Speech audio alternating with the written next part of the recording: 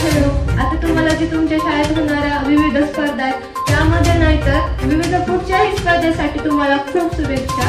आता झालेल्या चंद्रपूरमध्ये नॅशनल झालं होतं, त्यामध्ये हर्डल्समध्ये मी पडले लास्ट हर्डल्सला. पण त्याच दिवशी माझी लांब उडीची फायनल होती, त्यात आम्हाला टॉप 8 काढले. त्या 8 मध्ये मी आले. रनिंग स्पर्धा असायची. ऑल इंडिया लेवलच्या रनिंग स्पर्धेत मी सेकंड आलो. अशा वेगवेगळ्या क्षेत्रामध्ये काम करताना खूप आनंद वाटला. एनसीसी